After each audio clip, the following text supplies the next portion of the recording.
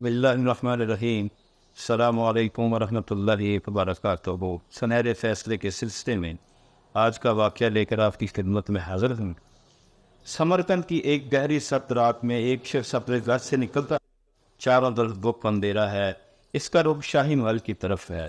وہ آہستہ آہستہ قدم اٹھاتا، اندھیرے میں راستہ تلاش کرتا، بل آ کر محل کے قریب جا پہنچتا ہے۔ اس کے ایک جانب معبد ہے، اس کے دروازے پر ایک بہت بھاری پتھر رکھا ہوا ہے جس پر مورتیاں کھدی ہوئی ہیں۔ اس پر روب طاری ہے، وہ زندگی میں پہلی مرتبہ معبد میں داخل ہونے والا ہے۔ اس سے پہلے اس کو کبھی یہ موقع میسر نہیں آیا۔ یہ بھاری بھرکم نوجوان بزدل نہیں بلکہ نہایت بہادر شخص ہے۔ اس کا قد خاصا لمبا ہے، نہایت ذہین فطین ہے، سوچ اور فکر بلند ہے۔ وہ نہایت مدبر ہے۔ مقامی زبان تو اس کی مادری ہے، مگر اس میں ایک نمایاں خوبی یہ بھی ہے کہ اس کو عربی زبان پر عبور حاصل ہے اور وہ فر عربی زبان بولتا ہے۔ اسے معبد کے سب سے بڑے عہدیدار نے ملاقات کے لیے بلوا رکھا ہے۔ اس ملاقات کے شوق اور خوف نے اسے ایک عجیب کیفیت میں مبتلا کر رکھا ہے۔ اس کا جسم کانپ رہا ہے۔ اس معبد میں بہت کم لوگ داخل ہو سکتے ہیں اور جس کے ذمہ داران ہیں وہ بس ایک مرتبہ اندر داخل ہوتے ہیں اور پھر اس ساری زندگی ان کو سورج کی روشنی نصیب نہیں ہوتی۔ وہ دھیرے دھیرے آگے بڑھتا گیا۔ اس کے لیے دروازہ کھول دیا گیا۔ اگلے کمرے کے وسط میں اس نے ایک عظیم الجثہ شخص کو دیکھا۔ اس کی سفید لمبی داڑھی تھی۔ اس نے اس کو اس کے نام سے پکارا اور اپنے پیچھے آنے کا اشارہ کیا۔ وہ سمجھ گیا کہ یہ معبد کا چوکیدار ہے۔ وہ اس کے پیچھے پیچھے چلتا گیا۔ کئی غلام گردشوں سے گزرنے کے بعد کانوں کے سردار کے سامنے جا پہنچا۔ ان کو کسی نے نہیں دیکھا۔ وہ معبد سے نہیں نکلتے تھے۔ بہت کم لوگ ہی ان سے ملاقات کر پاتے۔ اس ملک کے حقیقی حکمران یہی کاہن تھے۔ کوئی بھی ان کی مخالفت کی جرت نہ کر سکتا تھا۔ لوگوں میں یہ بات معروف تھی کہ ان کی حکم عدولی دراصل خداؤں کی نافرمانی کے مترادف ہے اور ایسے لوگ لعنت کے مستحق ہوں گے۔ اس نوجوان کی نگاہ دہشت سے پھٹی کی پھٹی رہ گئی۔ اس نے دائیں بائیں دیکھا۔ کاہن ایک سہ میں کھڑے تھے۔ اس سے بڑے کاہن کی طرف اپنے کان لگا دیے جو آہستہ آہستہ گفتگو کر رہا تھا۔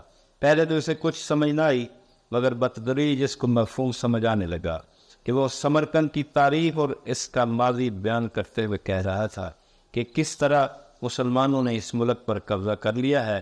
ہم نے اس قبضے کے خلاف کتنی ہی ناکام کوششیں کیں، مگر ان کا اقتدار بتدریج پکا ہوتا جا رہا ہے۔ اب ہم ترک کا پتہ پھینکنا چاہتے ہیں، اور یہ کہ ہم نے سنا کہ اس قوم کا بادشاہ نہایت عادل شخص ہے۔ وہ دمشق میں رہتا ہے۔ ہم نے فیصلہ کیا ہے کہ اس کے پاس اپنا ایلچی بھیجا جائے جس کے ہاتھ ہم اپنی شکایت ارسال کریں۔ ہم دیکھتے ہیں کہ وہ اس بارے میں کیا کرتا ہے۔ چونکہ تم عربی زبان سے واقف ہو، لہذا ہم نے تمہیں منصب کیا ہے۔ تم نہایت ذہین اور دلیر بھی ہو، گفتگو کا فن جانتے ہو۔ کیا تم اس کام کے لیے آمادہ ہو؟ نوجوان نے اس بات میں سر ہلا دیا۔ بڑا کاہن کہنے لگا کہ پھر فوری طور پر اپنے سفر پر روانہ ہو جاؤ، تمہیں زیادہ راہ واصل مہیا کر دیا جائے گا۔ نوجوان وہاں سے نکلا تو خوشی اور مسرت اس کے چہرے پر عیاں تھی۔ آج سب سے بڑے کاہن نے مجھے شرط سے باریابی بخشا ہے، مجھے ایک عظیم مشن کے لیے منتخب کیا ہے۔ اب وقت ہے کہ میں اپنی صلاحیتوں کا مظاہرہ کروں۔ سمرقند کو آزادی دلانے میں میرا بھی حصہ ہوگا۔ وہ گھر واپس آیا اور سفر کی تیاری کرنے لگا۔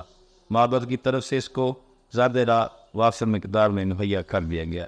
اس کا تیز رفتار گھوڑا اس کے ہمراہ تھا۔ وہ اس پر سوار ہوا، اس کا رخ بخارا کی طرف تھا۔ 2 مہینوں کا سفر ہفتوں میں طے کرتا حلب پہنچ گیا۔ دمشق اس کی آخری منزل تھی جو اب بالکل قریب تھی، اور وہ دن بھی آیا جب وہ دمشق میں داخل ہو رہا تھا۔ دمشق جو مسلمانوں کا دارالخلافہ تھا، ان کی عظمت کا نشان، بہت بڑا شہر، نہایت صاف ستھرا، تہذیب یافتہ تھا۔ اسے یہ سمرقند سے کہیں بڑا نظر آیا۔ وہ ایک سرائے میں اترا اور اس کے مالک سے پوچھا کہ امیر المومنین سے ملنے کا کیا طریقہ ہے۔ سرائے کے مالک نے کہا کہ ہمارے امیر المومنین سے ملنا نہایت آسان ہے۔ تم مسجد عموی کی طرف چلے جاؤ، وہاں کسی بھی شخص سے ان کے گھر کا راستہ پوچھ لینا۔ وہاں کوئی پہرے دار نہیں ہے، نہ ملاقات پر کوئی پابندی ہے۔ وہ مسجد عموی میں داخل ہوا۔ ایسی خوبصورت عمارت اس نے آج تک نہیں دیکھی تھی۔ اس نے خیال کیا کہ یہی شالی محل ہو سکتا ہے، چنانچہ اس نے ایک شخص سے پوچھ ہی لیا۔ اس کے لہجے اور شکل سے معلوم ہو رہا تھا کہ وہ اس شہر میں اجنبی ہے۔ اس شخص نے کہا، کیا تم قصر خلافت کے بارے میں جاننا چاہتے ہو؟ مگر کیا یہ قصر خلافت نہیں ہے؟ اس نے تعجب سے پوچھا۔ اس شخص نے مسکراہٹ بھرے لہجے میں کہا، نہیں اجنبی دوست، یہ تو اللہ کا گھر ہے، یہ مسجد ہے۔ کیا تم نے نماز پڑھ لی؟ نماز؟ میں کیسے نماز ادا کر سکتا ہوں؟ میں تو سمرقند کے کاہنوں کے دین پر ہوں۔ اس دین کو کاہنوں کے علاوہ کوئی نہیں جانتا، اور وہ اسرار سے بھرا ہوا ہے۔ آدمی نے سمرقندی سے دوبارہ سوال کیا تو اس نے کہا کہ میں نماز کیسے پڑھوں؟ مجھے نماز کا طریقہ ہی معلوم نہیں۔ اس نے پوچھا، تمہارا دین کیا ہے؟ کہنے لگا، میں سمرقند کے کاہنوں کے دین پر ہوں۔ سوال ہوا، اس کا دین کیا ہے؟ جواب ملا، مجھے معلوم نہیں۔ سوال، پھر تمہارا رب کون ہے؟ اس نے جواب دیا، معبد کا خدا۔ اب اس نے اگلا سوال کیا، اگر تم اس سے مانگو تو کیا تمہیں عطا کرتا ہے؟ اور اگر تم بیمار ہو تو تمہیں شفا دیتا ہے؟ کہنے لگا، مجھے معلوم نہیں۔ اس شخص نے موقع غنیمت جانا کہ ایک شخص شکل و صورت سے ذہین و فتین ہے، اجنبی ہے، اس کا کوئی دین اور مذہب نہیں، اس کو دین کے اصول بتائے جائیں۔ چنانچہ اس نے اسلام کی خوبیاں بیان کیں، اور پھر چند لمحوں کی بات تھی، اس سمرقندی کے دل کا غبار چھٹ گیا اور اس نے کلمہ توحید پڑھ لیا اور دین اسلام میں داخل ہو گیا۔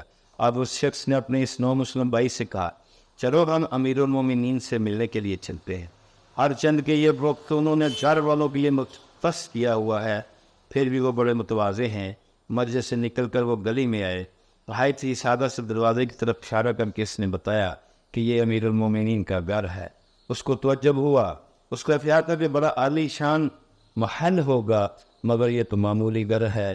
اس نے دروازہ کھٹکھٹایا۔ خلیفہ عادل عمر بن عبدالعزیز نے اس کا حال پوچھا اور آنے کا مقصد معلوم کیا۔ بتاؤ کیا مسئلہ ہے؟ اس نے عظیم سے فیصلہ طیبہ بن مسلم کے خلاف مقدمہ دائر کیا کہ ہمارے ملک پر مسلمانوں نے قبضہ کیا ہے، یہ دھوکے سے قبضہ ہوا ہے، نہ تو اعلان جنگ ہوا اور نہ ہی ہمیں اسلام کی دعوت دی گئی، ہمارے ساتھ ظلم ہوا ہے۔ بن عبدالعزیز رحمۃ اللہ علیہ فرمانے لگے، اللہ کے نبی نے ہمیں ظلم کرنے کا حکم نہیں دیا، بلکہ ہمیں عدل و انصاف کرنے کی تلقین کی ہے۔ اس میں مسلم اور غیر مسلم کی کوئی تخصیص نہیں ہے۔ آواز دی، اے غلام، کاغذ اور قلم لایا جائے۔ غلام کاغذ کا ایک چھوٹا سا ٹکڑا لے کر حاضر ہو گیا۔ اس پر 2 سطریں لکھیں، اس پر مہر لگائی، پھر اس کو سرب مہر کر کے سمرقندی سے کہا کہ اسے اپنے شہر کے حاکم کے پاس لے جاؤ۔ سمرقندی واپس ہوا۔ اب اس کا سینہ توحید کے نور سے بھرا ہوا تھا۔ جہاں جاتا وہاں سیدھا مسجد میں داخل ہوتا، نماز پڑھتا اور اپنے مسلمان بھائیوں سے ملاقات کر کے اپنی منزل کو روانہ ہو جاتا۔ سفر کی ایک عجیب لذت تھی۔ اب اس کے لیے کوئی شخص اجنبی تھا، نہ وہ دوسروں کے لیے اجنبی۔ وہ جس مسجد میں نماز ادا کرتا، لوگ اس کی طرف دیکھتے، اس کی شکل و شباہ سے پتہ چل جاتا کہ وہ مسافر ہے، اس علاقے کا رہنے والا نہیں ہے، اور پھر نمازیوں میں اس کی مہمان نوازی کے لیے بازی لے جانے کی کوشش ہوتی۔ ہر کوئی اسے اپنے گھر میں لے جانے اور اس کی ضیافت کرنے کے لیے اصرار کرتا۔ اب اس کو مسجد کی اہمیت اور اس دین حنیف کی بے شمار خوبیوں کا ادراک ہو چلا تھا۔ پھر ایک دن آیا جب وہ سمرقند میں داخل ہو رہا تھا۔ وہ سیدھا معبد کی طرف گیا۔ اس نے کاہنوں کو رپورٹ دینی تھی، ان کو خلیفۃ المسلمین کے جواب سے مطلع کرنا تھا۔ وہ معبد میں داخل ہوا۔ اب وہ اس کی تاریک گلیوں اور غلام گردشوں سے خائف نہیں تھا۔ پتھروں سے بنے ہوئے بت جو کبھی اس کے لیے معمہ سے کم نہ تھے، اب ان کی حقیقت سے واقف ہو گیا تھا۔ یہ بت تو ہاتھوں کے بنائے ہوئے تھے، کسی کاریگر کے ہاتھوں کا کمال، نہ نفع و نقصان کے مالک، نہ اپنے آپ کو کلہاڑے کی ضرب سے بچا سکنے والے۔ ان پر ایک حقارت کی نظر ڈالتا ہوا بڑے دروازے پر جا پہنچا۔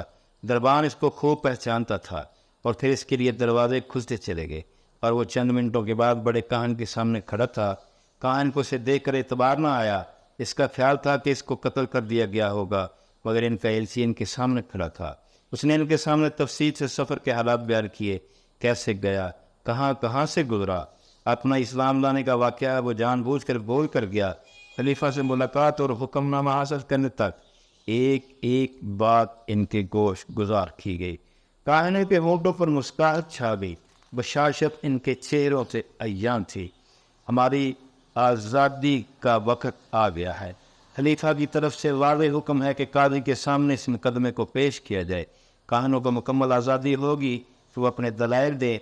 मुदाअ कतीबा भी अदालत के कटहरे में खड़ा होगा और फिर काजी जो फैसला दे इसको नाफज किया जाए। और फिर वो दिन आ गया जिसका अहले समरकंद को इंतज़ार था। बेशुमार लोग इस तारीखी मुकदमे की कार्रवाई सुनने के लिए चले आए। अदालत मस्जिद में लगी हुई है।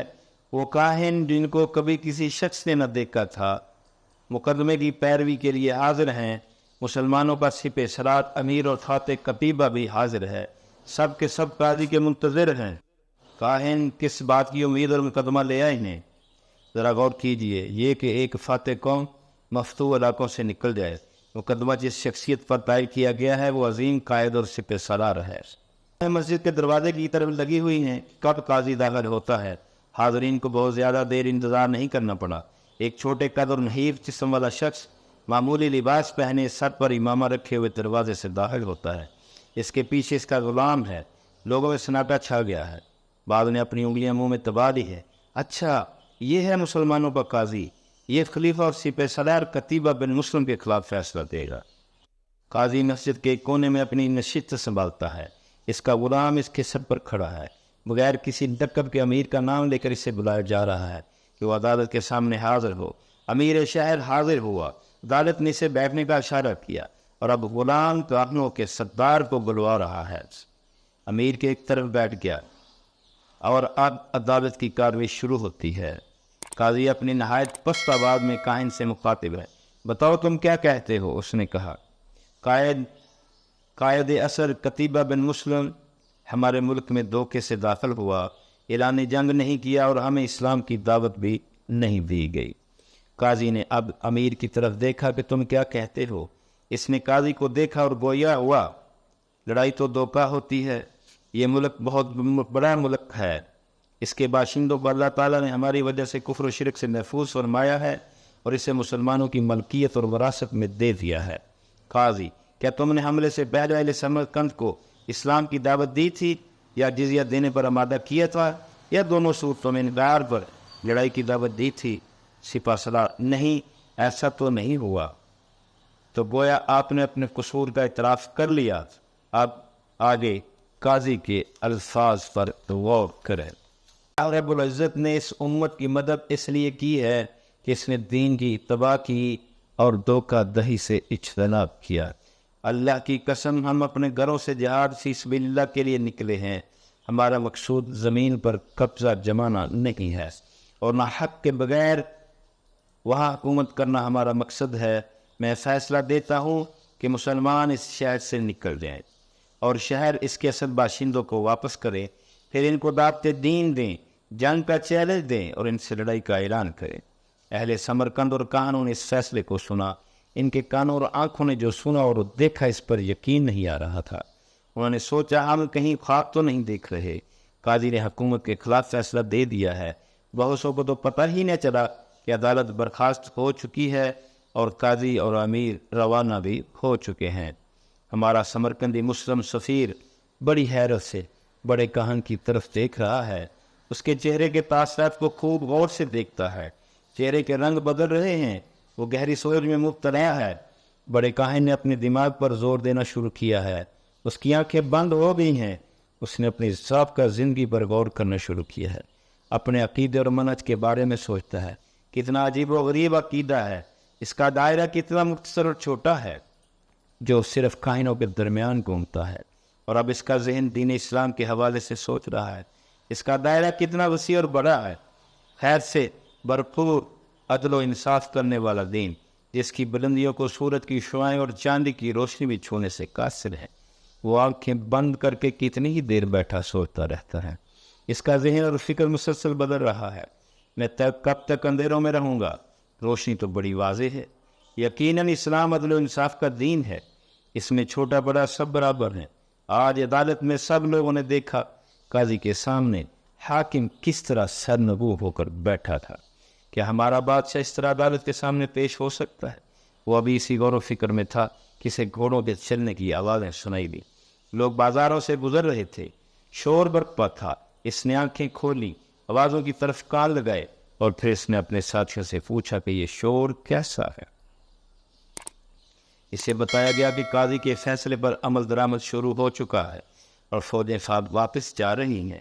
ہاں، وہ عظیم افواج جن کے سامنے یثرب سے لے کر سمرقند تک کوئی چیز رکاوٹ نہ بن سکی، جنہوں نے کیسر و کسر اور خاقان کی قوتوں کو پاش پاش کر کے رکھ دیا، جو طاقت بھی مسلمانوں کے راستے میں آئی، اسے وہ خس و خاشاک کی طرح بہا کر لے گئے۔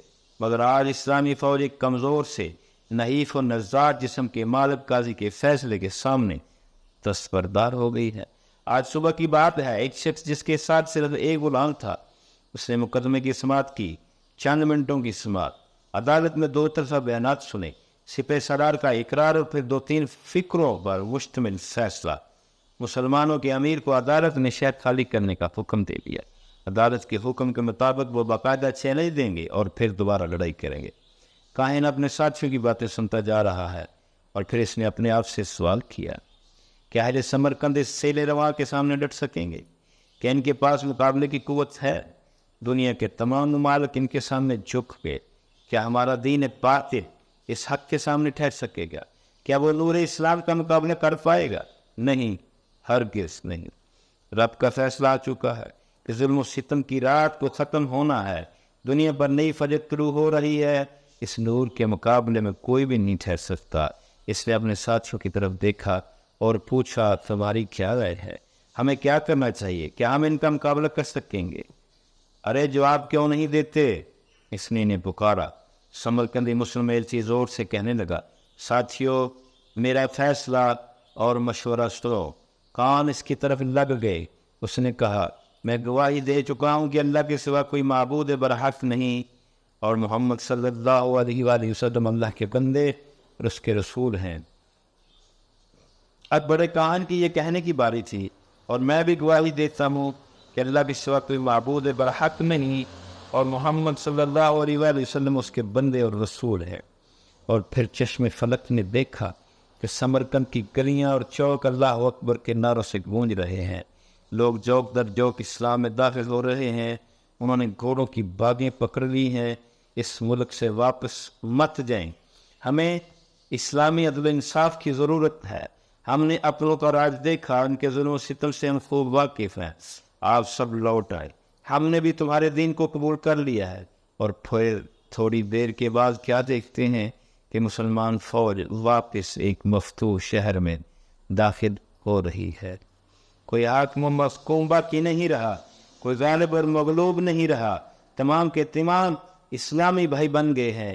کسی عربی کو کسی اجمی پر فضیلت نہیں، کوئی طاقتور کمزور پر باری نہیں۔ ہاں، فرق کرنے والی چیز صرف تقویٰ ہے۔ اس طرح سمرقند کی زرزمین میں اسلام کی دولت داخل ہو گئی، اور پھر اس میں سے کبھی یہ دولت نہیں نکل سکی۔